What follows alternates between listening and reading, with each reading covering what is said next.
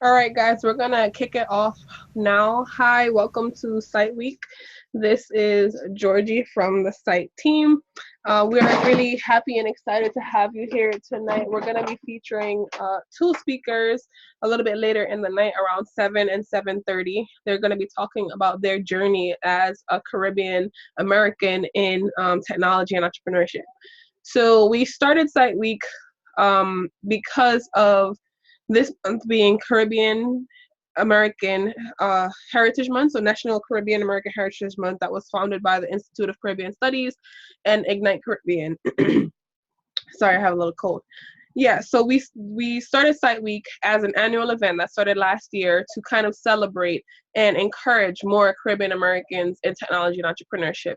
So we all know that entrepreneurship is nothing that's new or not special, but fancy when it comes to the Caribbean. Everyone is a butcher, baker, seller, entrepreneur of some kind. But with the tech ecosystem coming about with blogs, websites, software, hardware, so many different opportunities through technology, there's now a bigger opportunity when it comes to entrepreneurship on a global scale. And that's what Site Collective is here to do, bring together us innovators, creators, thinkers, entrepreneurs, techies, and celebrate us, acknowledge us, as well as connect us to one another so we can learn from each other, work together, and just really grow the ecosystem of Caribbeans in tech and entrepreneurship. So with that, I want to kick it off to the group. We have about 8 folks here with us, including myself. So I would like to just go around, and if everyone could just do a brief 1 to 2 minute introduction of who they are and what makes them a Caribbean in tech and entrepreneurship. So, saying your island and like, what do you do? So I'll start off with myself, and I'll just kind of call on someone, and then unmute, and then you could call on the next person after you go until everyone has gone. So I'm Georgie. My full name is Georgie Ann Get McCoy. You could probably see it on the screen, very long. And I'm the founder of Site Collective and Illicit Mind. I'm from Jamaica. I was born and raised there. Moved to the US when I was about 7 years old. And what makes me a techie and entrepreneur is, as you can see, I'm the founder of these two great organizations. I also know how to do front end web development. I've always loved technology since a young age, and I see so much opportunity when it comes to technology, and I want to help others to see the opportunity as well as take advantage of the opportunity. And I love community and people, so that's what I do. And I'll pass it off to Randy. So just as a reminder, what makes you a Caribbean in tech, your island, and then like how you're involved in technology and entrepreneurship. Thanks, Georgie. So my name is Randy. I'm also a techie. I'm a software engineer at a company called Social Tables down in DC. But before that, I was an entrepreneur and actually a beneficiary from one of the initiatives that Georgie started. I met her and her crew at one of the mini hackathons they run last year. Anyways, right now I'm here representing CITE. I'm on the board, and we are our mission is twofold. We want to empower the local entrepreneurs in Haiti by providing them resource, training, whatever they need to level up. And we also want to connect with the diaspora here in the States and also other places to help them reconnect, right? And provide them with opportunities to collaborate in the hope of reversing the brain drain, right? Um, and I think I covered everything, right, Georgie? Yeah, you covered it. And you said your island, right? Haiti? Oh yeah, I'm from Haiti. Yes, Port-au-Prince. Born there. Moved to the States when I was 14, and yeah, been. I spent most of my life in the Midwest, and now I'm out on the East Coast. So yeah. Next, I'll call on whoever is Jay Cordner.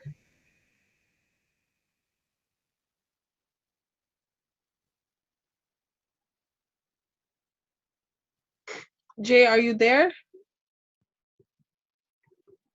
All right, we'll try him again in a minute. If you want to call on someone else for now, Randy? Sure. Michaela Rose, if I pronounce the name right. You got it, Randy. Right on. Nice to meet you. Nice to meet you as well. Hi, I'm Michaela Rose. I was born here and my family is from Jamaica, so I'm a first generation Caribbean American. I am in entrepreneurship and technology due to my site, Cost Island Vibes. I've been on the media end of how we've transitioned from print and magazine into the online space. So I run that site as my day job. I'm a content manager for a CPG company that I work with multiple online retailers like Amazon and Walmart and Target from a content perspective. So I get the entrepreneurship side in terms of doing the stuff with my site, as well as the corporate side with dealing on the corporate level of making sales and e-commerce online. I think that covered it, right, Georgie? I feel like we're gonna keep doing this. Yeah, again, island.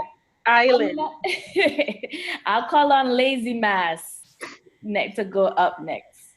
All right, did you say your island? Because I didn't hear. Maybe Jamaica. All right, guys. All right, I'm gonna say it again real quick.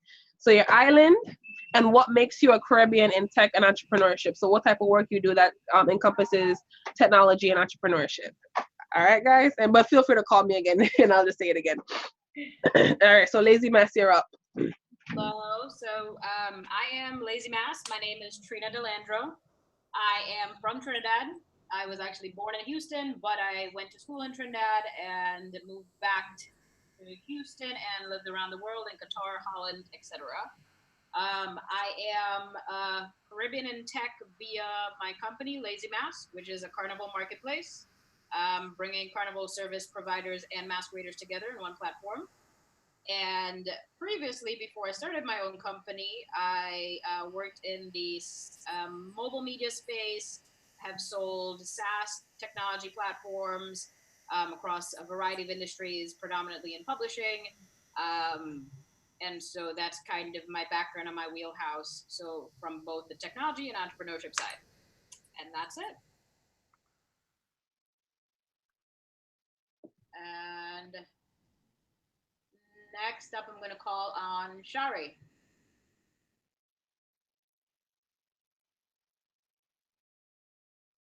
Hi, everyone. Can you guys hear me?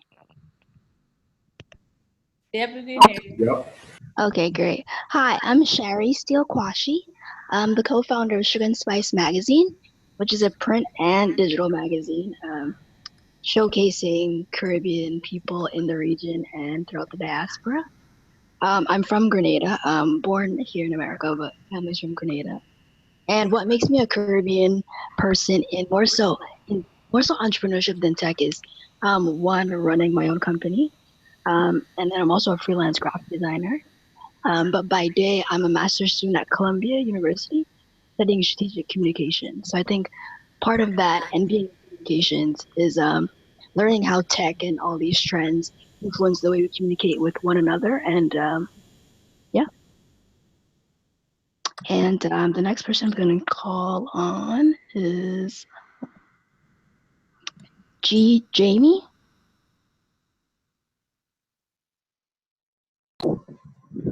Hi, everyone.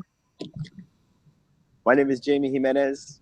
My full name is Hermano Jaime Jimenez. That's why I go by Jamie. My island is Puerto Rico. I was born in Connecticut, and pretty much where I am right now, I'm in a really cool place where I'm actually becoming an entrepreneur. I've been working a lot. I started off originally working in mobile and doing SaaS services as well for a mobile company here in the U.S. I ended up leaving, and I ended up working pretty much contractually, and now I'm basically at a point where I just want to start my own thing and just work for me. So yeah. And let me see who hasn't been called. I'll call Malcolm. I was gonna say, who's gonna call me? They're looking. Good look at. Hi everyone. I'm from Dominica. My name is Malcolm Paul. I am. I guess at this point I am an entrepreneur because I am making money, so that's a good thing. I run two companies primarily. One is a consulting and contracting company that focuses on product management, product development, as well as actual development for MVP stage startups. So basically, I come in at the point before you build your first version. And why do I come in at that point? I help you figure out what you're doing so you save time, and I help you figure out the core features you need to get to market quickly, which ultimately saves you money. I'm finding that a lot of people who spend a lot of time running in circles need that help. On the other flip side, I also run an education company, which is really just getting started called Idea Reality. And that focuses on teaching those skills to entrepreneurs so that they don't have to come in at the high cost of working with me as a consultant.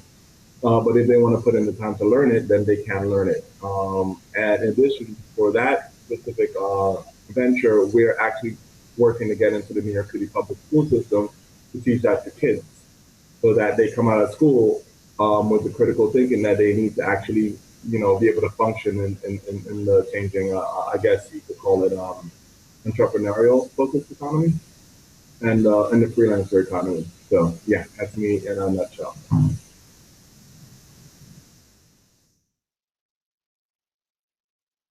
All right. So Jay, Jay, are you there? Because we tried to call you earlier, but we didn't get you. I don't think he's not there. All right. Or he is, but he's not connected by audio. Oh, okay. I see it now. Also.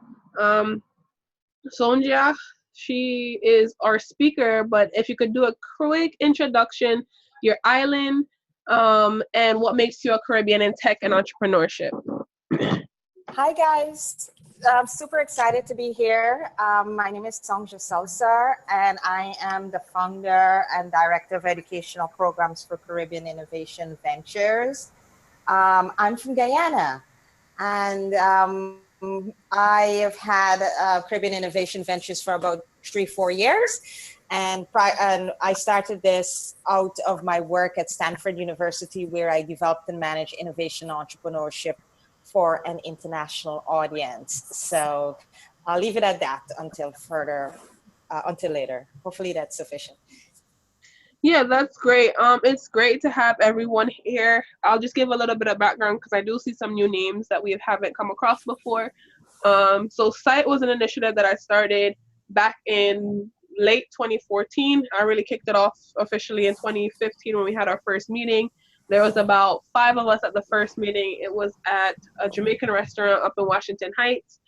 I was the only female there and the only person, I think, under like 30 at the table. But it was the whole goal of it as a meetup group. So we started as a meetup group. The whole goal of it, as I said in the beginning, was to really get Caribbeans who are entrepreneurs and techies or that are in this startup ecosystem to connect with one another and make change, not only for opportunities here in the States, but hopefully with long-term progress, make change in the Caribbean islands. I personally feel like for where the Caribbean islands are currently economically, it doesn't make sense based on the amount of progress and achievements you see of a lot of Caribbean Americans or Caribbean, I don't know what you would call those from like UK, so whatever they are. So Caribbean people that leave the Caribbean and go on, there's so much that they achieve and so many economic growth opportunities for them, but it does not reflect back on the Caribbean. We're still only really known for music and food and tourism, but there's so much more to the Caribbean that I think it's important that the world sees, as well as we acknowledge within ourselves. And that starts with making it kind of cool or just making it known that, hey, techies and entrepreneurs in the startup ecosystem from the Caribbean do exist. We are here. And this is what we're working on. You could use our service instead of, one of the big giants or whatever it may be, but just making sure that we have a presence. And that also impacts the future generation of Caribbean innovators, because we know, all of us know our families want to have more safe job options, such as, doctor, lawyer, nurse. We know the rundown. And when you say, oh, I'm going to be a startup entrepreneur, they're like, what? you're gonna quit your job and do what? So just showing them that there are success stories and people that from the Caribbean, from the same background, doing these great things in the world and do eventually get money from it, will help them to encourage their daughters and sons and daughters to then become innovators as well. So with that, I have another question, and this is just like an open discussion side. Oh, Jamie's raising his hand. Okay, Jamie, go ahead. Yeah, it's also good to have a place where everyone can kind of get more information about where they're working out of, because oftentimes they don't get the support from the islands. Like you said, there's not, oftentimes they're known for one thing, and oftentimes they just want to be known for that one thing instead of actually, introducing, technology that can actually benefit, the community in the Caribbean as well as it would anywhere else. So oftentimes, for them actually having support down there, I think it's oftentimes a big deal, especially if it's coming from, for some reason, it's a bigger deal. Oftentimes they get support from the mainland, from the U.S. It's kind of a weird thing. It happened before when I did a film, and we had pretty much all Caribbean actors, and it was kind of like a big thing that in the Caribbean, but it wasn't a big deal here. So it's kind of so oftentimes they kind of they always need that support to actually get their started into the tech world and entrepreneurial world.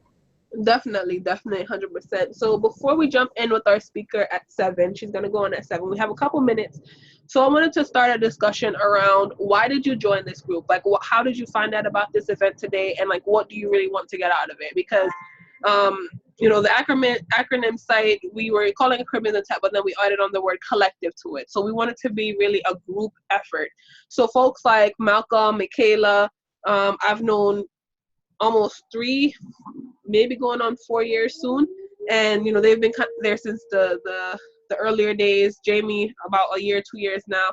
So folks have been around, but I really want to see the success of this group. So that starts from asking everyone what they want to see from this group. Why did they join this group? How did they find this group? So if anyone wants to jump in, this is more of an open discussion time until 7, where we're gonna have a hard stop so that Sonja could jump on. So we have like 5 minutes to chat. So this is Brandy. The reason I sought out Illicit Mind last year was twofold. One, I was looking to break into the entrepreneurship scene, but I was looking for a safe place, right, where I could fail, where I didn't have to front as if I knew everything, right, and not feel like I'm like letting down all of the whole race, right? So that was one. 2, I was also looking for role models, right? Precisely for what you said, Georgie, because I, coming up in the Midwest, it was a very traditionalist type, or a very traditional like careerist type environment I was in, right? Even though I was in tech, it was more on the big company, work there until you retire and get your pension or whatever, or your 401k. So when I moved out to Jersey, I knew that there was a lot of exciting things happening in New York, right? Which is why I moved out east. But I just also I wanted to, again, enter via a safe space where I, felt I would receive less judgment. And that was it, right? I received actually no judgment at all. It was all, like empowerment. So yeah. Awesome. Thanks for sharing, Randy. Malcolm, I see you raising your hand. You could jump right in. Okay, so yeah, one of the biggest things that I find myself wanting to make sure that this grows is that there's sometimes I might have work and I need to reach out to members of the community. Jamie and I work from, or kind of collaborate from time to time, or we talk about projects from time to time, and I feel like that's a great way for, helping each other within this just small community state. So I think that there should be more collaborative opportunities, either through a newsletter or expanding the site website, to be able to easily reach out to someone and say, hey, I have a question, I have a need. right now we have the group, the Facebook group and everything, but I feel like there needs to be better coordination in terms of where to reach out, where's the centralized area, whether it is at Georgia, you say, okay, all requests come through here or something like that. But I feel like that would be supremely helpful in allowing us to, share the wealth as we at work and want to help on the work, Yeah, thank you so much for that point, Malcolm. So in the newsletter, I restarted it last week, and I created a form that is supposed to, if you have an event coming up, if you have an inquiry, or if you have an announcement, you could submit it to the form. That way I could put it into the newsletter. Because what was happening was a lot of people wanted me to feature things, but they would send it as individual emails. And tracking those individual emails can get very tedious, and I'd miss something or I wouldn't see it. But if it comes into the form and I say I check the form every Friday at 5 or something, you have to submit it by Friday at 5, and then Monday now the newsletter goes out. And if you make it to the newsletter, if you send it in time, it'll be in the newsletter. If not, then it'll be in the next week's newsletter. So maybe adding like a part where it says like not so much job opportunities, but more like collaboration opportunities. So maybe I could add that section to the form. But again, this is a collective effort. So I'm about to call you in a second, right? It is a collective effort. If you right now the site is built by Malcolm. I assist with managing it as well. So if anyone wants to volunteer their time, again, we're all volunteers here. We're all just working together to try to build this thing, just make this thing happen. You can volunteer your time if you want to build like a plugin, or if you have an idea of how we can implement that. But Randy, jump in, and this is going to be like the last wrapping up comments before we have Sonja go on at 7. Thanks, Georgie. And this is actually something that I've been thinking about for a minute, because especially around the time that Blavity came on the scene, I think there's so what I've been trying to think of is how do we create a collaboration platform that we model after the freelance platforms, right? Think like the Upworks, where people can post their needs, right? And then anyone can can search and filter by skill or availability or location, etc. So Malcolm and Georgie, this is definitely something I'm interested in talking with y'all, because I think if we can actually get something like this working, it's definitely something that we can scale to other platforms as well. And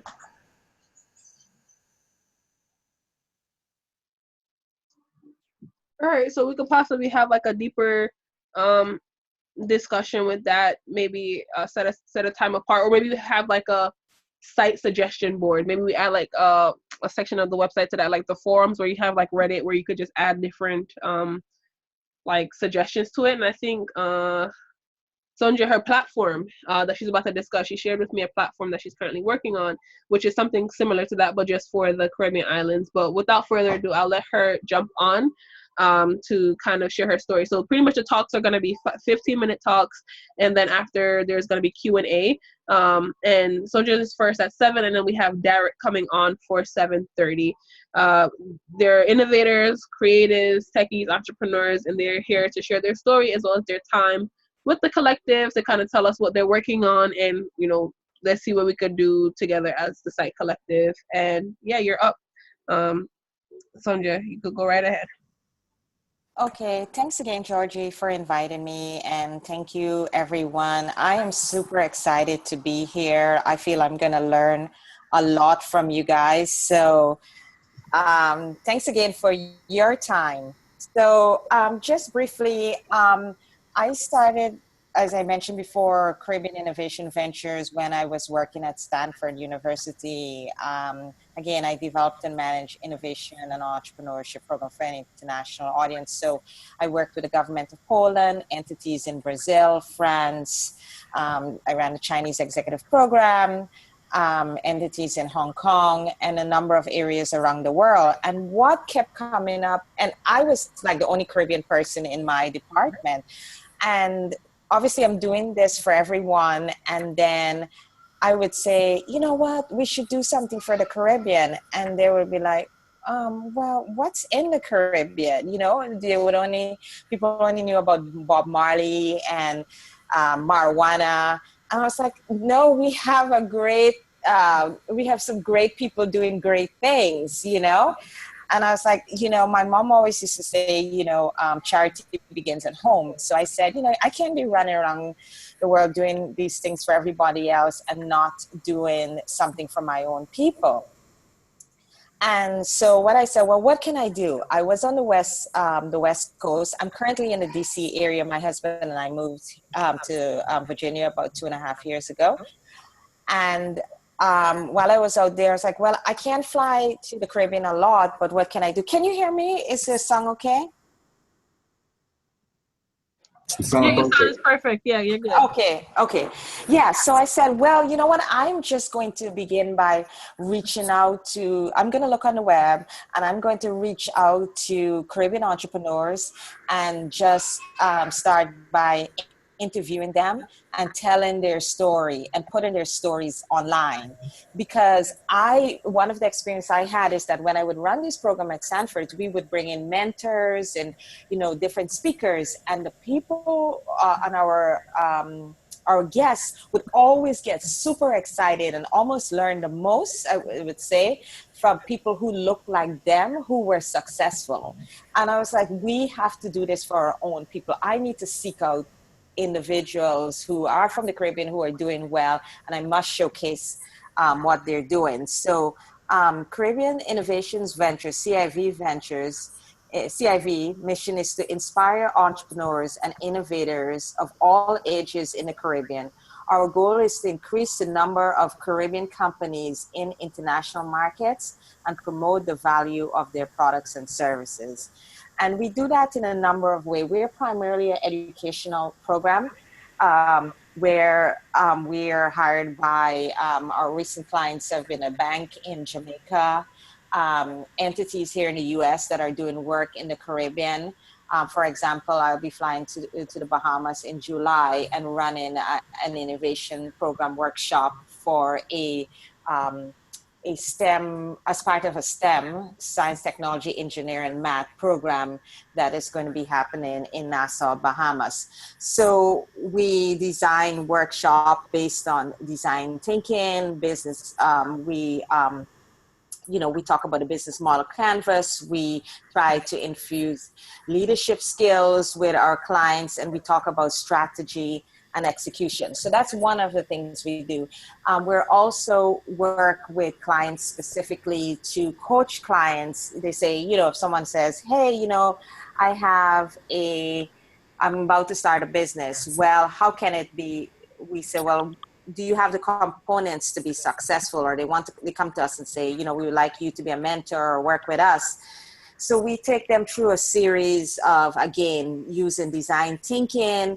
One of the favorite things I like to ask is, what is your customer's pain point? Is your business considered a vitamin or a painkiller? Obviously with vitamins, it's nice to have, it helps the body, but with a painkiller, you got a headache, the doctor tell you to take some aspirin, you can be taking that aspirin. You know what I mean? So we try to help our clients to think through that. And then obviously we work on with them to diagnose their business models and so forth and so on. And then more importantly, we try to get them to see, where is the money going to come from? Is this really a money-making venture, or is this an expensive hobby? And we work with entrepreneurs, obviously, to develop their strategies to take their product or services globally. And we also help them to prepare to pitch to angel investors and VCs. And about 2.5 years ago, and I keep referring it to 2.5 years ago, and you may say, well, isn't she done something quite recently? I took a year off because, I had a baby. My baby turns 2 next month. And so with motherhood, it was just like, oh my gosh, I have to learn to manage myself and manage this little entity. So we're now getting back into the swing of things. But I like to say one of my success stories is that I was able to get one of our entrepreneurs that was working with us a little less than $500,000 from VCs and some angel investors. So, that's in a nutshell what Caribbean Innovation Ventures does. I kind of like to go to Q&A and because I could ramble on, but I just want to make sure that you know, I'm here to answer specific questions that you may have and to tailor my talk specifically to what you would like to hear.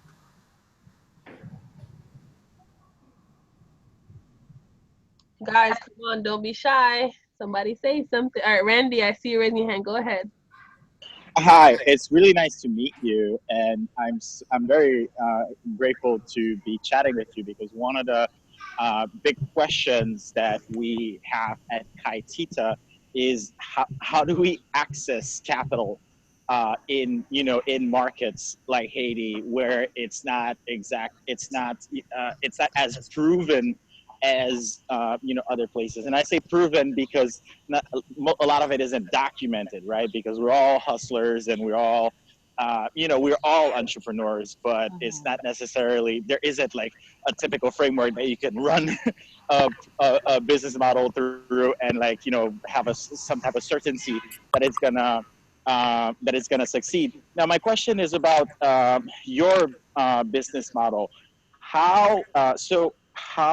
What does it take for someone to actually participate in your program? Are they required to pay some type of membership, or is it that you own a percentage, like get a stake in their company? How does that work exactly? Yeah, so we do a consultant, so a fee for service. And one of my clients, actually, I knew he was going to do really, really well. Actually, the one that I mentioned to you that got that funded, we actually took a percentage of his business. So we're starting, we don't have big bucks. We all don't have big bucks. And I'm including myself in the situation too, This started as a labor of love, just to give back. Because as I said, I wanted to profile Caribbean entrepreneurs. So we would first have a conversation of, what is your budget for something like this? Would you be interested in paying a consulting fee, or, would you want to be interested in giving a percentage of your company? And my husband has a PhD in nuclear science and engineering from Cornell. That's where we met. And he's always the numbers guy. He was like, take the fee. And we always go back and forth because my heart is in it. And I was like, sometimes they can't pay. Let me just get a percentage of the company. So more of, I can say, and, I brought up the point about it being an expensive hobby. I find myself sometimes it being more of an expensive hobby because my heart is more in it than actually, the payment. So, and I probably said too much. If my husband was here, he probably would be like, this is not what you say, Sonja. So, but I wanted to go back to something you mentioned regarding, getting funding. It's extremely hard, and I'm not going to sugarcoat that. Even though when I worked in Silicon Valley and we had various companies come from around the world, it's extremely hard. It's about, as you know, networking. I was able to get one of my entrepreneurs funding because when I came here, I said, you know what, I have to network and I have to tell people what I'm doing. And I ended up going to an event and somebody introduced me to another person who introduced me to this angel group of investors. And I went to their event and just sat there and had dinner. And then later on, one of my entrepreneurs came to me and said, we were chatting. I was like, I need to introduce you to so-and-so. And this guy, one of the angel investors, worked at a World Bank. And I was like, you have to take a chance. So it was more of me pushing and those kind of things. And then the gentleman from the World Bank was like, well, we are working with these angel investors in Jamaica. Let me see if I can introduce my your entrepreneurs to this angel investor in Jamaica. And he got introduced and they liked his product. And he did, and that's how he got the funding. So it's not easy. It's about this constant networking, and just sharing your story and trying to get around the right circles. And I appreciate you sharing, being so frank about the difficulty, because oftentimes it's very easy to feel like like we're the ones that aren't doing, that making the right moves, right? Which is why. So basically, like this helps me not internalize the challenge, but just realize that it's just the nature of things. Yes, and now I we haven't one, and as with a crowdfunding option, I haven't worked with any client that has implemented, and I'm anxious to do a little more of that work about in terms of doing more crowdfunding, because we need to support each other. That's the most important thing. Somebody has a great product, and we need to get on get in there with them and support it. Not only coming to events like this, but with whatever money we have, and reaching out to our friends and families and our other members of the diaspora and convincing them that they should support this product or service. So, with the advent of crowdfunding, I think that's underutilized a lot. Awesome. Does anyone else have any questions about what she's working on? Guys, this is statements, comments. It won't work unless we talk. Can I say a quick thing? Yeah, and I want to encourage people who are like I still work. I'm an innovation strategist for a company also, and Georgie, I can share more about the platform that I'm working on a little later or another time. But one of the things that I do as the innovation strategist for this company called CITE Scale, I say I train employees at companies to become intrapreneurs. So I'm always looking at encouraging people who work for companies, see how they may be able to, if possible, weave what you're doing into with the company, and trying to see if they can help you jumpstart and fund things. So those are different thought patterns and different angles. So the key is thinking differently. We can be successful. It's just how we may not be like the Mark Zuckerberg or the guys, Larry Page and them, who got an investment in Silicon Valley, but we can do it. We just have to think differently and see how we can utilize what we have to help us to be successful. Thank you for that comment. And when you just mentioned that, right, and you were just talking about funding, something that came to my mind a couple weeks ago, because I was in Jamaica. I went to Jamaica for 2 weeks at the end of May. And they were talking, like a family member, they have to go do their partner, right? So I know in different countries, different islands, they call it different things. And like in Africa, they call it susu. But when you like give one person like the money to hold, and then every month somebody different gets like the money returned, right? So I was thinking about that concept, and I was saying, why don't we apply that? Why isn't there like a platform to use that kind of same method? Because essentially that's crowdfunding, right? Everyone puts in, and then you get back out. One person gets the entire pot per month, and then it rotates till everybody gets the pot. So why couldn't we do that and say, where everybody's throwing a partner for $200, and this month XYZ person gets it to launch their product, their service, their business, and then the next month they funnel back into launching somebody else's business. But instead of just spending money, because I know a lot of people do it as like generic spending money or just like a savings plan, but doing it with it being in mind, keeping in mind it's to launch a business, it's to create a service. So just like, what do you guys think about that? And like, what kind of, and I think that's like a creative way, and it would be easy to explain because we already use that kind of system for alternate things. So that was just like an idea of like interesting ways we could get funding using something that we already know. Oh shoot, a lot of hands. So Malcolm, Randy, then Shari. Go ahead. Yes, talking. Okay. Joyce is like, yes, engagement. So that's interesting. One of the things, like, that's not a hard platform to build, like technology-wise. Like the biggest thing is who uses that, right? Who uses these platforms? And then like the second question is, how do you make it attractive enough to make money with? Like if you can figure out how to make money, like either you charge a percentage of whatever is crowd saved. I guess we call it a crowd saving platform. If you can figure out um, who can how will you make money off of that, then that would work. But the other question is the people that do partner, right, and Susu, they know each other. Right? So how would you create security? Like, let's say, for example, there's 10 people, which means like 10 months, whatever. How do you, or 10 weeks or whatever, how do you guarantee that somebody doesn't drop out? Same as you would in real life, but if they drop out, they're dropping out of the friendship circle. You know, how would you go about doing that? And honestly, building it is not a problem. I can already see how this should be built, but how do we address those four things? Do we have to get insurance to make sure something gets paid out, or what?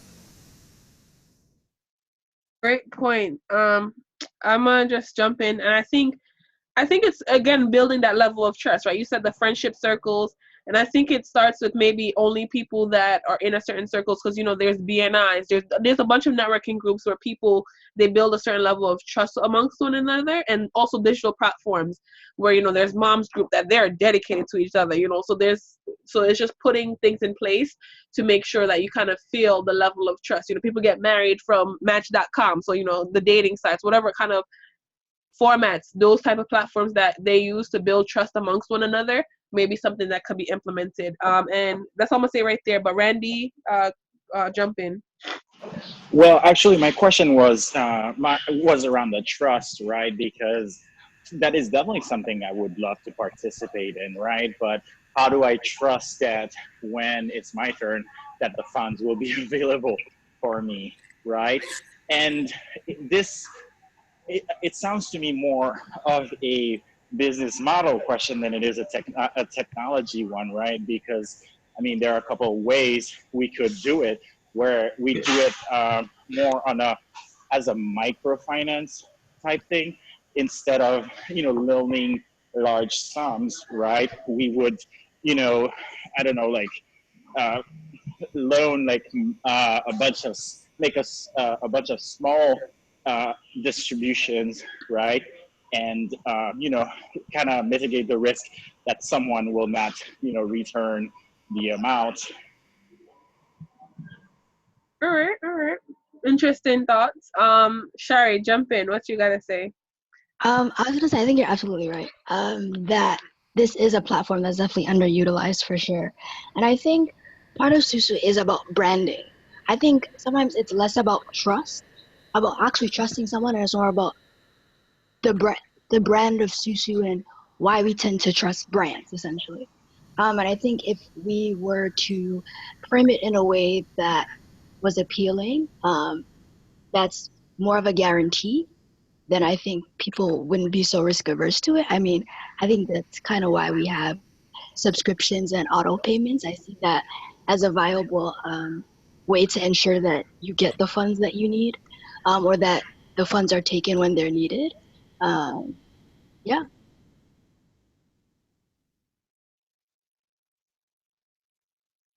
Hi guys, I just wanted to jump in here. I remember having this same conversation about a digitized version of a susu maybe a year, not even a year ago. There's a blogger, a finance blogger, who's Caribbean based. Her name is Melissa Butta, and she does Your Money Worth. And she had mentioned um, a a person developing an app, and it was based around like the susu. So I actually just put in the group chat. I don't know if this is the exact same company, but you could probably take the same model and brand it. I think it's not necessarily branded as a Caribbean version of it, but I think dealing with our people, they would prefer to sign up with something that they are familiar with their own people.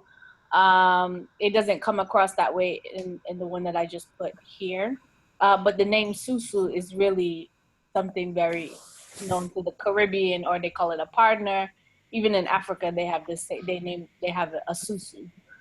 So I think it's a great way to start, especially if you have smaller funds that you want to raise, and it's not like a huge debt that you're kind of incurring while building your business at the same time. Thanks for that link. And just to available, so sorry, Georgie, pick that up. wait, repeat that. Susu.com is available, so pick it up. Listen, this is a side note. I just got a domain charge for a domain that I bought 2 years ago, and they charged me $25. I'm like, I don't even like that domain anymore. I'm one of those people that buy domains as soon as I have ideas. Not very cost effective, but that's just a little side note. And about 2 years ago, we did a hackathon called Ujamathon that was focused on finances and in the Black community, so the underbanked, underserved people getting banks. And one of the people that won, it was called Isusu, and they're still working on that product too. And it's a similar platform, but it's more so personal loans instead of directly focused on the business side of it, and like launching businesses. So we have two more hands, Michael and Sonja. So Michael, you could go first, and then Sonja, we could just follow up as soon as Michael's finished chatting.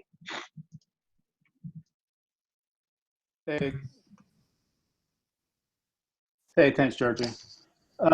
So just a general point, I'm kind of late to the discussion, but obviously everyone here is talking about idea generation at the moment. And one of the dangers to watch out for is killing an idea too early with all of the obstacles that can potentially come into play. So this doesn't just apply to what we're talking about here, it's just in general, but one of the things you want to do is just allow the idea to breathe and just look at all of the value that this idea can bring before we start diving into all of the what ifs and obstacles, because they're going to be there. And that's the whole nature of the game we're in. So that's just an observation.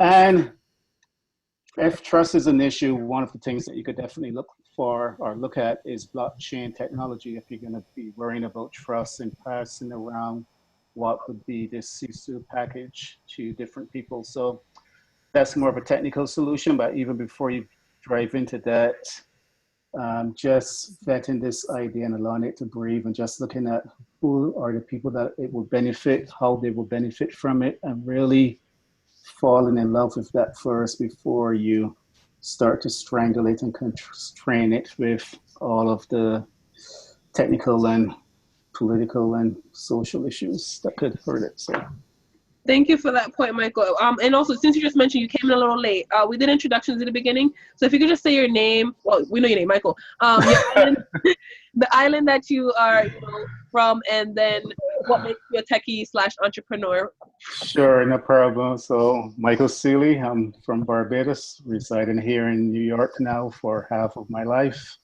And I'm a software developer by trade, that's my thing, but I'm also an entrepreneur by heart, and it's something that I can't get out of my blood. And either I'm going to get a successful business or I'm going to die, but I'm not going to stop. So that's where my trajectory in life is at the moment. Thank you for that quick intro and your feedback as well. Randy, I see you have a hand, but Sonja, she had a comment before, so jump in, and then Randy, you could go right after. Darrick is here in the chat, so we're gonna start wrapping up this conversation now, so that he could do his talk at 7:30.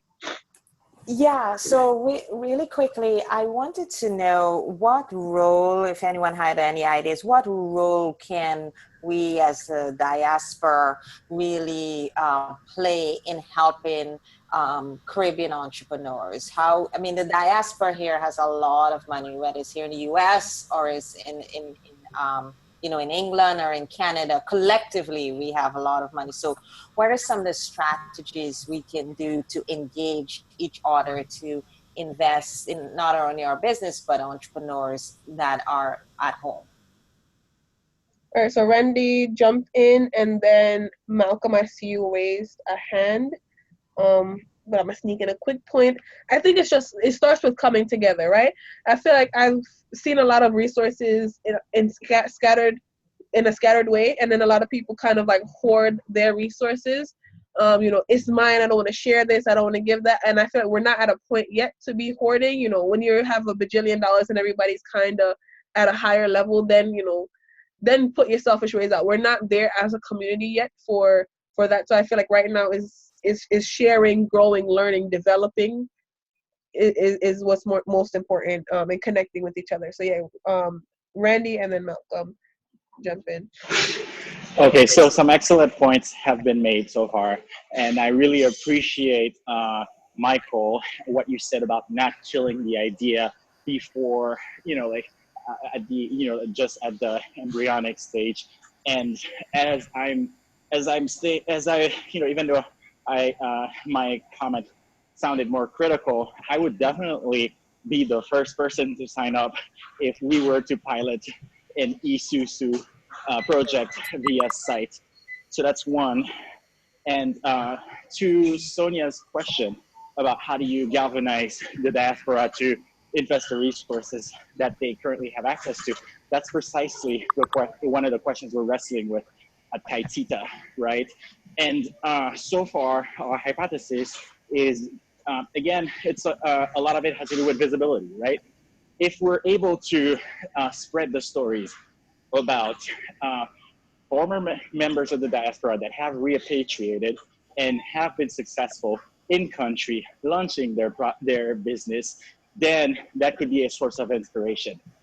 Two, creating opportunities for the collaborations to happen in a way that is less risky. So one of the things we do is every year we organize a startup week event, which is coming up in August. And the idea there is to bring entrepreneurs from the diaspora, Canada, the US, to exchange ideas with local entrepreneurs and exchange resources, whether educational or technology or whatever it is, to again demonstrate that it is possible to not only have that exchange, but that it is beneficial on both sides, right? Definitely. And this is something that we could dive deeper into. We're gonna have a little bit more time. So Malcolm, you have the last quick note before we jump to Darrick for him to give us his introduction and his talk. So Malcolm, close it out for us. Okay. So part of this what can we do question, and I don't mean to sound, I don't know if I come off rude, it's not that I intend to come off rude.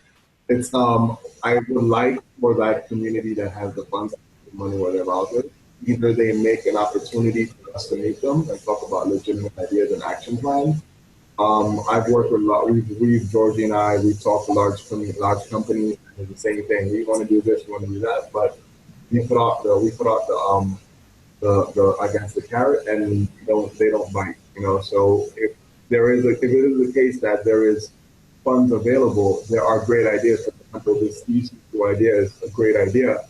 How do we get this community to either seed invest or invest enough into the project? And we can definitely make sure that these projects are successful, and at least planned and developed properly. But how, if they're interested in providing the funds, how do we get them to put their money where their mouth is? That's my biggest concern. And we can always bootstrap stuff, but the idea is to create industries in the Caribbean using our collective knowledge and skill set. Otherwise, we're stuck here chasing the dollar in New York City or in the U.S. when if this network is available to us, we need them to put the dollar where they're talking.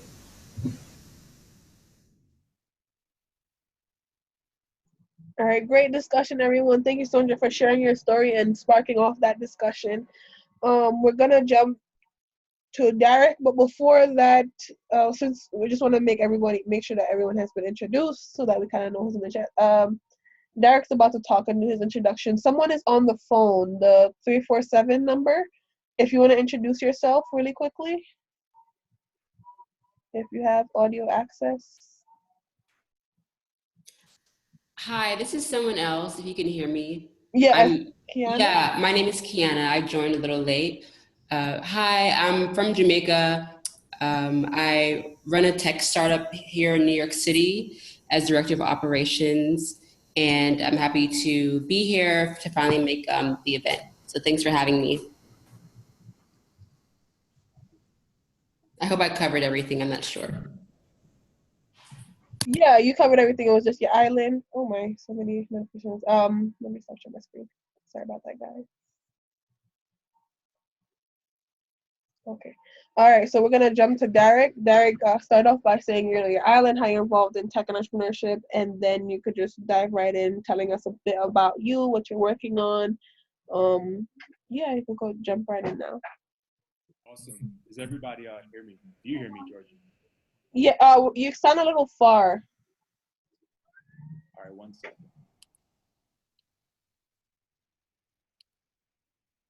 How is it now? A little bit better. If you get any closer, if not, then stay where you are. But if you get closer, it sounds like you're a little distance from the mic still. Man, my face is kissing the screen right now. All right, so we're just gonna have to make it work, guys. Can everybody hear him? If you could either write in the chat or just. He's good. All right, cool. So go ahead. All right, cool. Everybody, welcome. Great to be here, join the community to talk about, everything that's happening, I think, as far as growth in our community. So my name is Darrick Rosseau. I am currently a digital marketing manager at Data Camp, which is an educational service online to teach people data science. I'm also the founder of growthincubator.io. You can check that link out right now, it's live. It's basically an educational platform teaching entrepreneurs growth marketing, since that's what I do. I am a first generation born Haitian American. And today is actually my grandmother's birthday, rest in peace. She passed on the 1st, which is Haitian Independence Day of this year. Today is her birthday, and I've been celebrating her, talking about her to my coworkers, close friends and family, because she's the original entrepreneur that came from Haiti to Brooklyn and did the impossible for herself, for my family, to get me where I am today, to be able to even talk to you about the things that I'm involved in. So I'm definitely happy to be here. And I guess to kind of just jump into how I started with entrepreneurship. Ultimately, I was in finance. I left finance because the community for me wasn't as inclusive as I would like it to be. It was challenging. It was great when I got in. It was what everybody wanted to do, right? Get into the big four in accounting or join Wall Street. But for me, it wasn't connecting. I didn't know why. And a big part of me realized that because of my grandmother and my grandparents that came here, and they built this platform and foundation for us, I wanted to take it to the next level. And I felt like finance was a great field, but for me, it wasn't enough. And entrepreneurship became that goal for me. So then I had to figure out my place in entrepreneurship, right? Because we all have ideas, but then I said, I can't expect success. How do I find a position for me to build value and add value to other people? So for the last about 5-6 years, I literally started different apps. I've raised money as a product manager, as a founder. I've done tons of projects. And that's where eventually I learned marketing was kind of my niche. I previously raised $100,000 for a mobile app, which we launched in the App Store. It completely bombed. Well, I don't think completely. We had 5,000 users, but after that, it just tanked. And the issue was because we couldn't find users, right? And that's an issue a lot of founders, I feel, have in the beginning. You have tons of ideas, or you have a big idea, and you don't know how to get people on board. So that was my personal pain point, and that's when I said, that's my niche. Let me solve my own problem by being able to learn marketing and take myself to the next level with my ideas. But I was tired of just having them and not getting users or getting attention. And that's where actually I met Georgie, and she was great and instrumental at that pivotal point. And that kind of highlights the community aspect, right? Of first off, her beginning and starting this whole initiative, but us connecting on that level in an industry that we're not really represented in. And she was very supportive. And I remember I learned marketing, went through a couple of courses, and literally joined an agency. And at the agency, I realized none of my clients were minorities, right? So now I learned marketing, I'm practicing marketing, I'm getting better at it, and I'm helping all these entrepreneurs make $100,000 a month, $150 a month. And there's tons of minority entrepreneurs that I know have equally or not better ideas, but weren't really having the opportunity to afford an agency because we're all trying to get that validation. And that's where the Growth Incubator for me came about. So as I was solving my own problem as a marketer, as a founder, I realized as a marketer, we're underserved, right? If we wanted to hire an agency or a consultant, it's tons of money. However, if I'm able to now say that I'm an agency consultant at that point in my life, now I'm leading marketing for a startup that just raised over $6 million. I am the first African-American male employee that's been hired. I'm number 76 here. And for me to say, wow, I've gotten to this point where my skill set has gotten me in this position. At the flip side, I'm also a founder. So that told me that most founders could teach themselves marketing the same way I taught myself marketing. So I'm not a diamond in the rough where I'm the only one that can learn how to do this. So the Growth Incubator became my main project where I wanted to start helping other founders realize how much they can actually do for themselves and not be overwhelmed with marketing when it comes to validating their ideas, when it comes to getting the word out there, when it comes to leveraging social media and all of these interesting tools to get traction for their ideas that I've been helping my clients do for the past year and a half. And now I'm helping my main company that I work with here do as well. So I think the intersection of this program and this community is very exciting because, again, I've been helping everybody around me, but the community that I'm a part of, I haven't been able to access as directly as I would like to. So platforms like these, communities like these, discussions like these are very impactful because now I'm able to introduce myself to tons of entrepreneurs here that are trying to figure out whatever your obstacles are at this point, and I could offer my value now to people that I know are like me, who are dealing with what I dealt with, not even on only a business level, but a personal level, a racial level, right? There's tons of other things that we deal with outside of just the business aspect when it comes to growing a business. So that's where I am right now, right? It's not only trying to break barriers for myself, but as I'm trying to climb, I'm trying to lift people with me. And that's kind of been my biggest goal, my biggest purpose, my biggest driver up until this point. So I think just to not kind of rant a little bit, I would love to kind of open the conversation.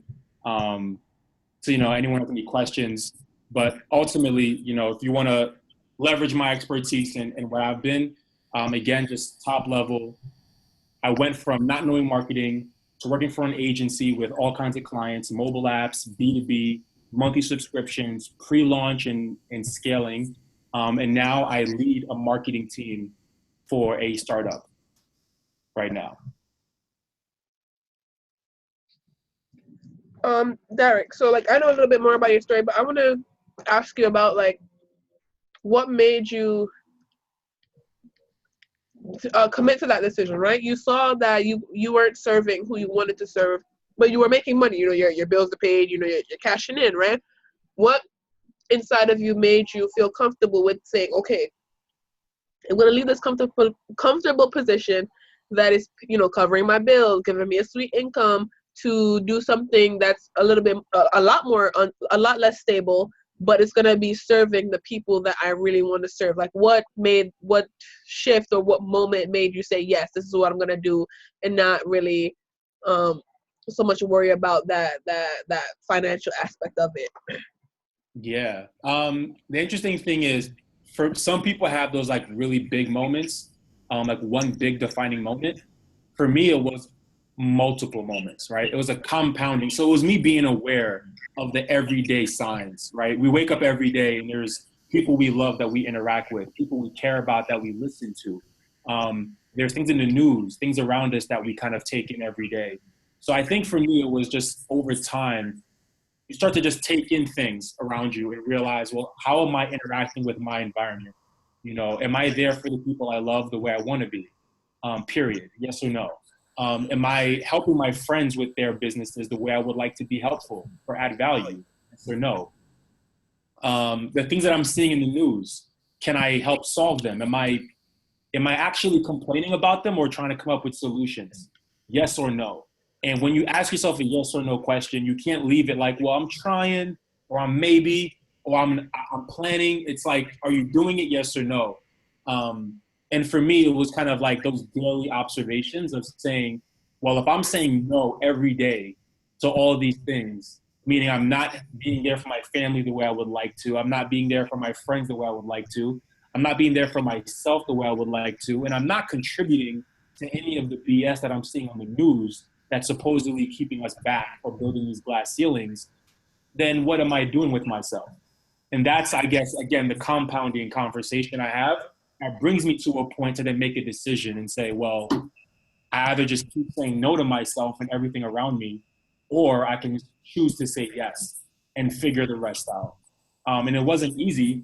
You know, I think people around you have their best interests. You know, if you're married, if you have kids, if you have a family, a loved one, I mean, there's always, you know, people around you that might make it a little bit tough if you need that stability. But ultimately, I think it's up to the person making that decision to not dismiss the people around you that you may owe these responsibilities to, but I think it's just up to you to show up every day. You know, I think at times we feel like we have to ask, we owe people an excuse, or we owe people an explanation. I think it's just showing up for yourself. And I think when you show up for yourself and you know you gave what you needed to give for that day after day, people will see it. And I think that's easier said than done, which is why it's hard for people to leave stability. Because the thoughts, the doubt, the fear, all those things keep people from giving their 110% daily. So you tend to give 60 or 50 or 70, and because you're making that jump, you kind of feel entitled to an extra 30%. Like, well, I'm putting myself through this stress. I'm putting myself through this journey, so it has to be worth something. And that's not true. That's entitlement. You know, if you're making a decision to leave stability, to leave a lot of these things, you still have to give 110%, the same way you would rush for your train in the morning to make your job on time. The same way you would rush to give your boss a report, the same way you stay up till 5 a.m. to give your boss a report, you have to give your business that same kind of respect that it deserves. And that's why I feel like that self-awareness and that reality check needs to be there. And I think, you know, I don't know if who here goes to the gym like a lot, but the gym is the gym, right? Like if you go to the gym, you see progress or you don't. You sweat or you don't. So I feel like the basic lesson of effort comes to our anatomy. Our body tells us when we're pushing ourselves. Our body tells us when we're actually exerting effort. We can see it from the results and from the sweat when we work out. If you can't kind of find that inner compass when it comes to your mental effort and your professional effort, then you're not going to really be able to measure your effectiveness and how you're showing up. Therefore, you're going to end up asking yourself, you know, should I go back to my job? Should I go back to my, you know, who I was before I made this decision? Maybe I'm the wrong person. Maybe I'm not the one. But, you know, again, we discount ourselves, I think, too much. And that's a lot of what I've had to learn through discipline of a mindset, to kind of be very black and white with my answers to myself. It's either a yes or a no. And I think being that clear cut with your mindset and yourself can help when it comes to those tough questions.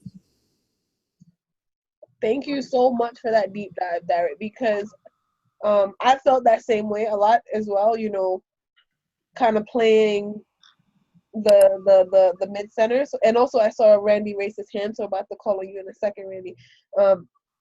But committing to just, you know, making a choice. I think a lot of times people we get comfortable kind of playing like the midfield, right? We're in a safe area, we're in a safe zone. Like you figure out a way to kind of twist what you're working on or what you're doing to meet the goals that you're trying to achieve, but you're not really doing it. Like saying, okay, I'm gonna use Darrick's gym example. Like I have to go to the gym, but I walked from the train station to the donut shop, so it's okay to get 2 donuts, and yeah, that counts as exercise for the day. You know, you're playing, you're kind of lying to yourself. You're kind of sugarcoating it for yourself, and oftentimes we fail to just committing to something and really living your best life in terms of what you really want to achieve and what your goals are, what you're after is hard, very hard, but really important, and it does lead to a more fulfilling life and outcome from my perspective. But yeah, so Randy, you raised your hand, you could jump in.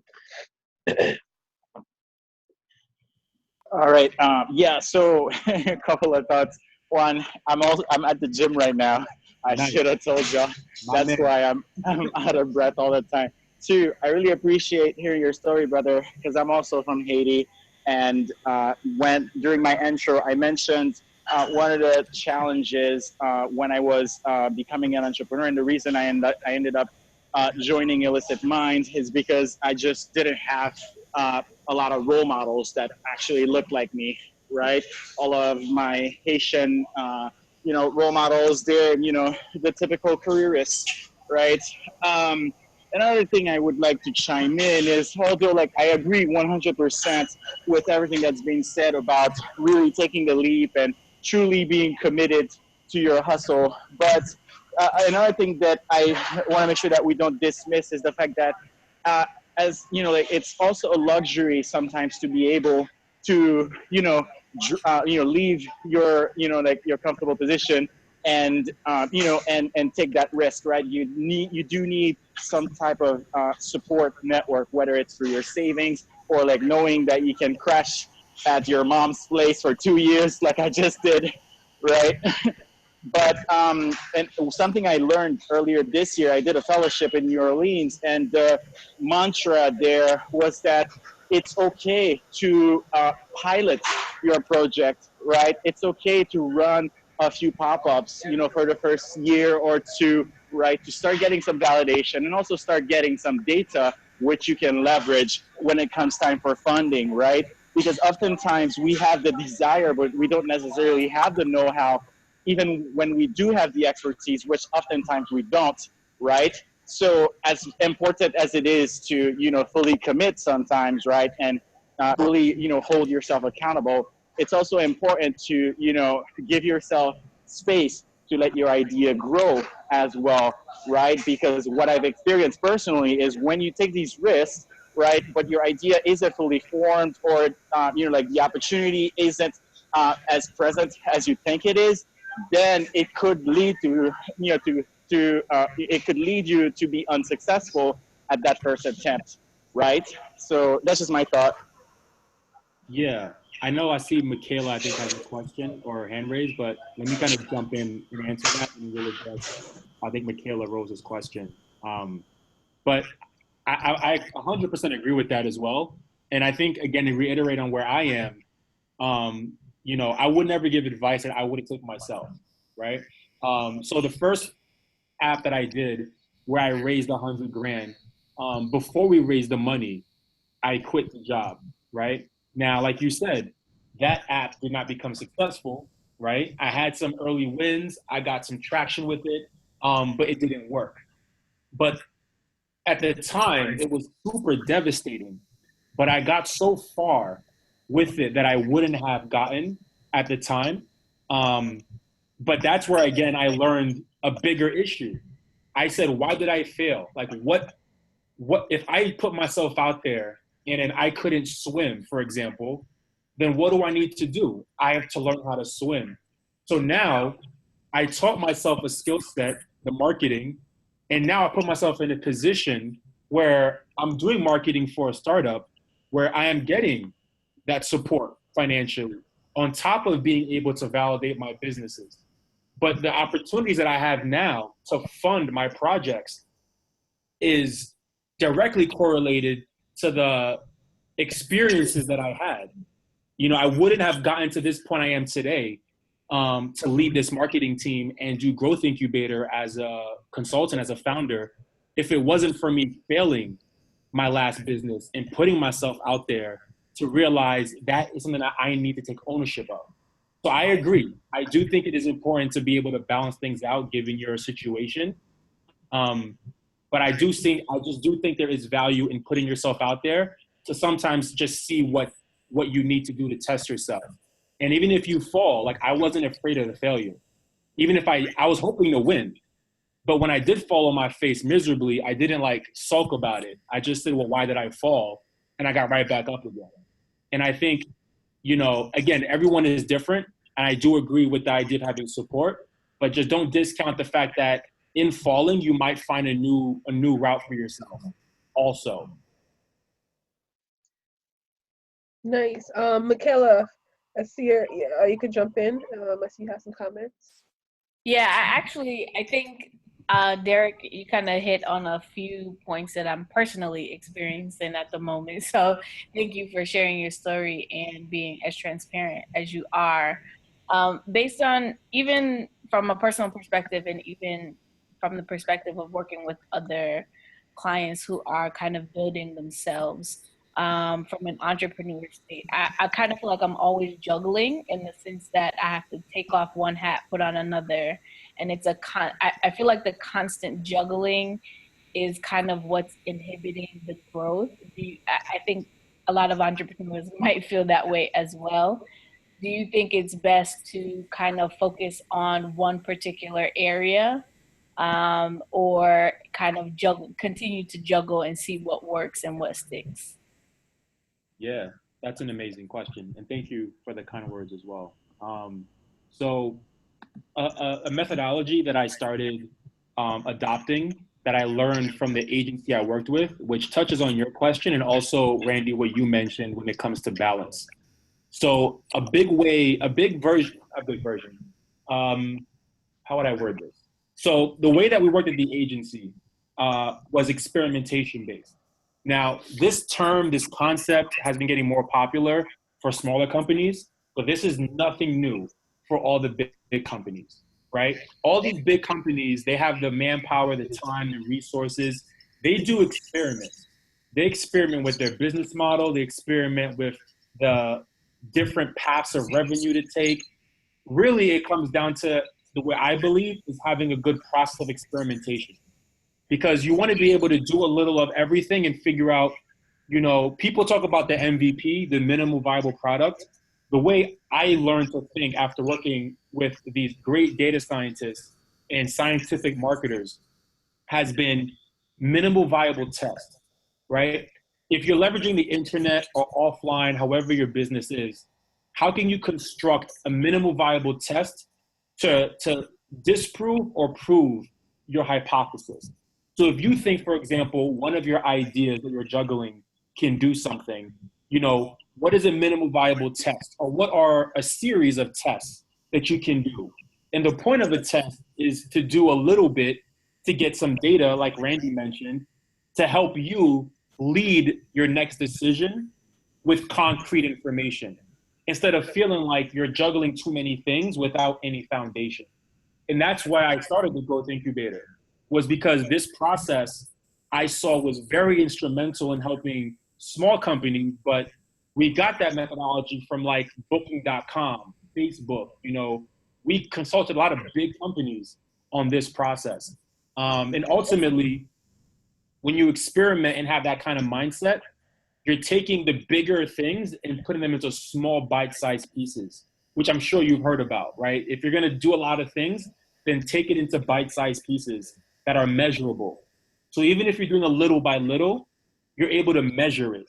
And if you can measure it, the data itself will inform you what to cancel out, what to keep in, or if you actually have the capacity to juggle more than you ever thought you could juggle.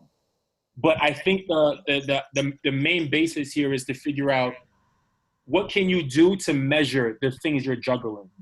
So that way the data, your customers, the usage, whatever it is you're working on, could help inform you on how to make the best decision on what to actually add or take away. Does that help? Yes, definitely. I'm taking notes quickly. Cool. Thank you. Of course. Thank you, Darrick, so much. Everyone, this meeting was supposed to last until 8, but the Zoom is here.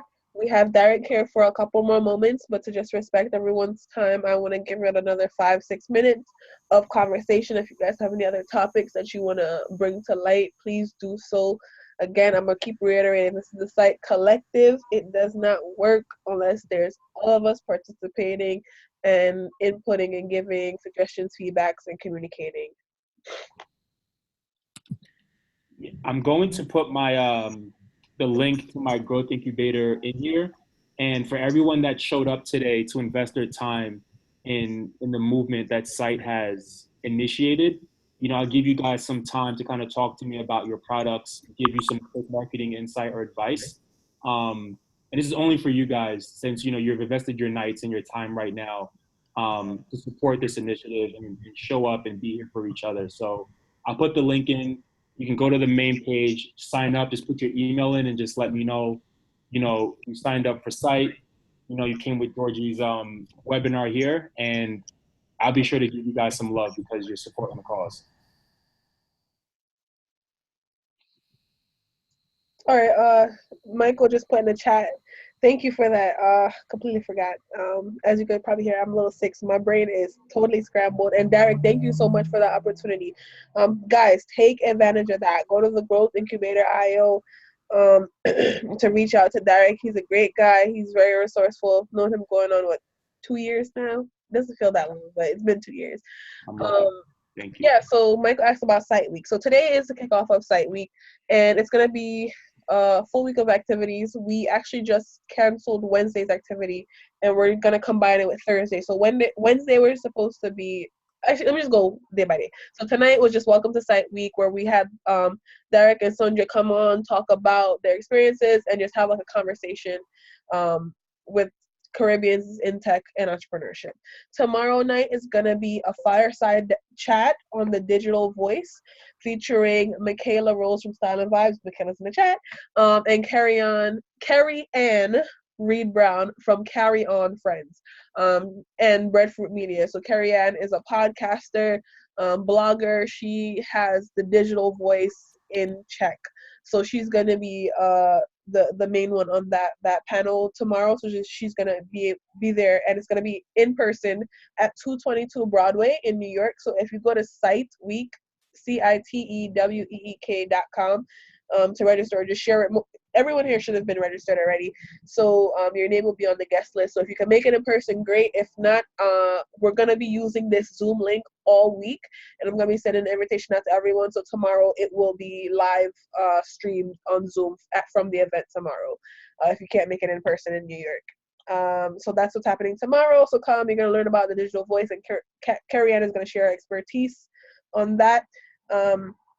Then Wednesday was supposed to be a night called Pitches and Patties, where we're gonna have like patties as refreshments, and then folks come up and like just pitch their company, share what their company is, and a panel of judges will evaluate the company, and then we're gonna offer prizes. We weren't able to secure as many prizes as we would have liked, or a venue.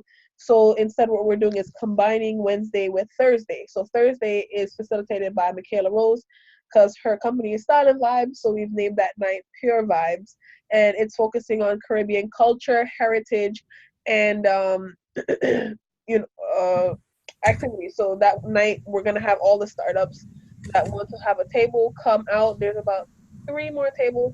If you have a company or like a physical product or a service you want to offer to the community, like in kind, feel free to reach out to us. You could just email me directly, Georgie at Illicit Mind, or so I sent you guys the invite for tonight's chat. So I'll just follow up with everyone. If you have something that you'd like to display at Pure Vibes, please let us know. We're having tables, so you can have giveaway samples. You could sell live.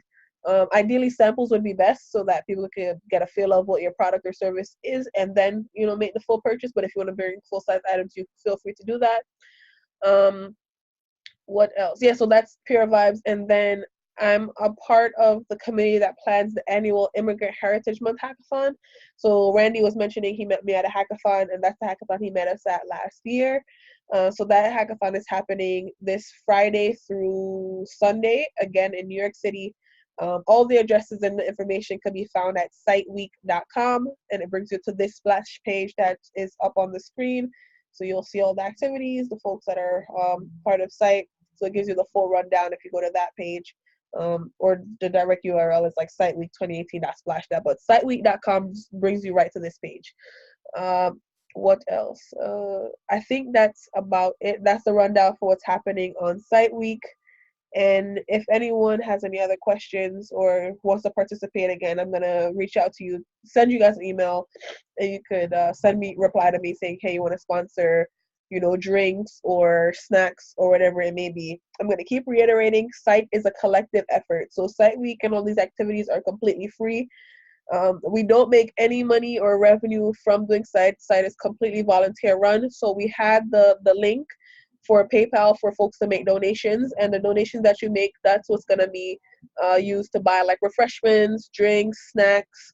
At the venues, I was able to secure the venues through the network that I have. So Tuesday and Thursday will be at a WeWork, and then the hackathon is at NYU location.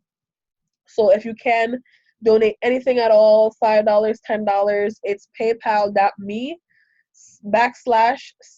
collective, CITE collective. And you can put in any amount you want to donate. And again, all those funds go directly into supporting CITE and making sure, you know, the hosting is paid. There's food and snacks at the physical event, because again, it's a community effort. And I think that's the full rundown for what we have for CITE Week. And Randy has his hand raised. We're gonna start wrapping it up a bit, but Randy could jump in a bit.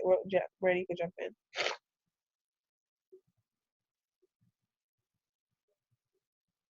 Randy, you're still muted. Okay. Yeah, sorry about that. So my question, Georgie, is twofold, but they're related. Are we tracking all of the thoughts and ideas that are being discussed today, so that we could reconnect offline and act on them, like the idea of the isusu, to maybe like reconnect with that group that you mentioned, etc. And also, and the part B is, is there a Slack channel for CITE, or is all the communication and collaboration happening on Facebook? So the folks that are planning CITE, so like the CITE collective, we call it like executive team, we have a Slack channel, but there is not an official like members Slack. If that's a strongly suggested thing and people are going to participate, I think we could create one. But again, my main thing is about usage. So I don't want to split the platform into too many different outlets that are not being utilized. If people are ready and they feel more comfortable with a Slack channel versus a Facebook group, we could definitely create one, but it just needs to be utilized. And you had another question. What was the other comment?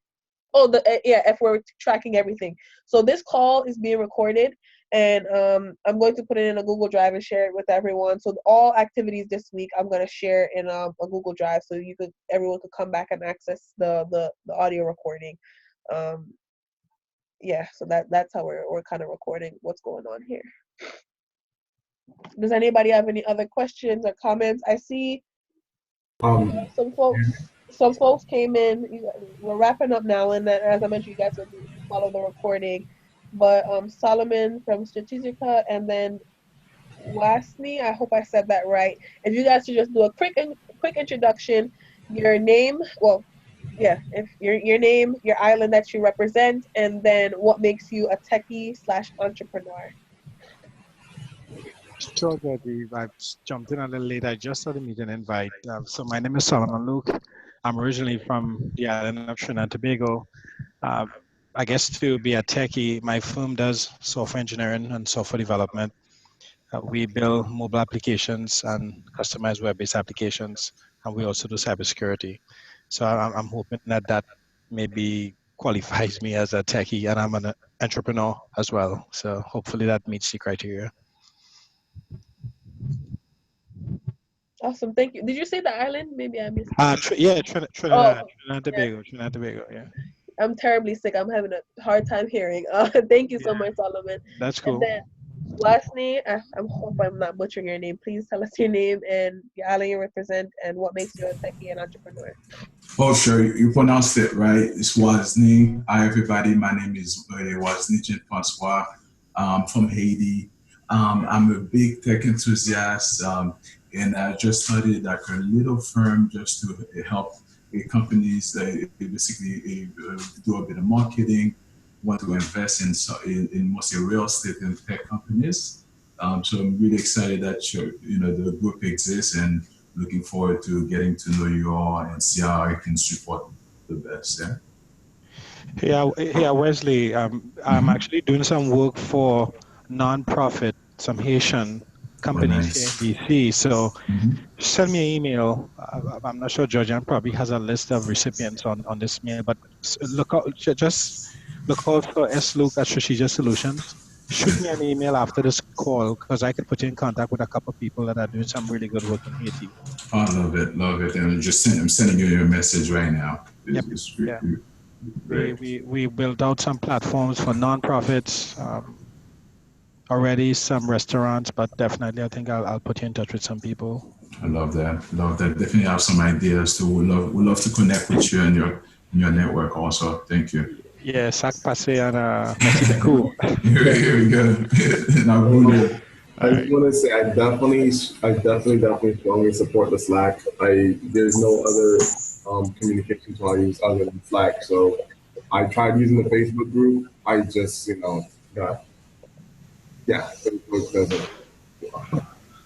I echo that sentiment as well because I participate on a lot of different projects here in DC, and Slack is definitely the way I keep in touch with folks. And I feel that they each have their strengths and their weaknesses. And I think while Facebook is great for announcement and keeping things that are timely, but for the longer thought processes and collaborations, I definitely think Slack would help. And I guess we could pilot something, right? Maybe we could say, okay, so from this conversation, everyone who wants to follow up with each other, let's connect on Slack and, keep those conversations going. And that'll kind of be, kind of like that MVP, right? To, validate that there is value. So we don't even need to open it up to anyone beyond us yet, right? And we can just, prove that this platform can, be a way that we, continue the mission of connecting Caribbeans. All right, guys. So we have a good amount of votes for the Slack channel. I'm telling you guys, better use the Slack. I have a habit of creating things, and I don't like when it doesn't be utilized. So communicate in the Slack, post whatever you need to post. We're gonna have a couple channels, so look out for that by the end of the week. Probably earlier, but I don't want to too tightly constrain myself. With that, we could start wrapping up now. Does anybody have any other questions or comments or suggestions before we head off for the night? I just want to thank you, Georgie, for truly holding it down. I mean, even though you are sick, but you are here with us, right? And again, I come, having benefited personally from, some of the work that you and your team do, and from last year to today, I'm very grateful for you, and thank you for your continued commitment to us. Thank you. All right, last call. Yeah, go ahead, Michaela. Sorry. No, I echo that.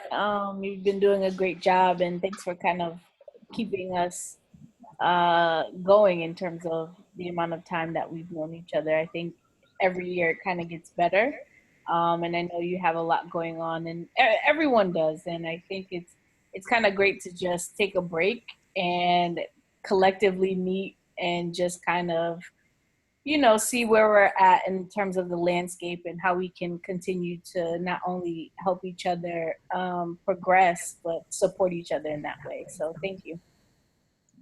Thank you, guys. It wouldn't be a community without all of us. Any last comments? Because we're going to wrap up now. Anybody? Going once, going twice? I got one last comment. All right, go ahead. End it off. On the tip of, building alternative funding sources, I think it's important for those of us who are further along our journey in entrepreneurship to consider, to start giving back, right? Because if we, if we're able to prove a model that works where, if, within a year, we're able to start, having an income of $10 and we decide to give 10 cents, back to the communities that either encouraged us or empowered us or, supported us.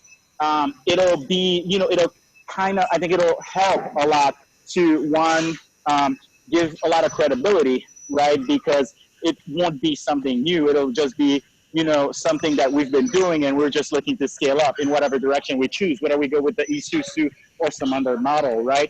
But I definitely challenge us who are, who have proven, like our ideas somehow to start giving back now. Actually, I have one more thought, closing thought. Someone mentioned that they are in the DC area. I heard someone mention DC.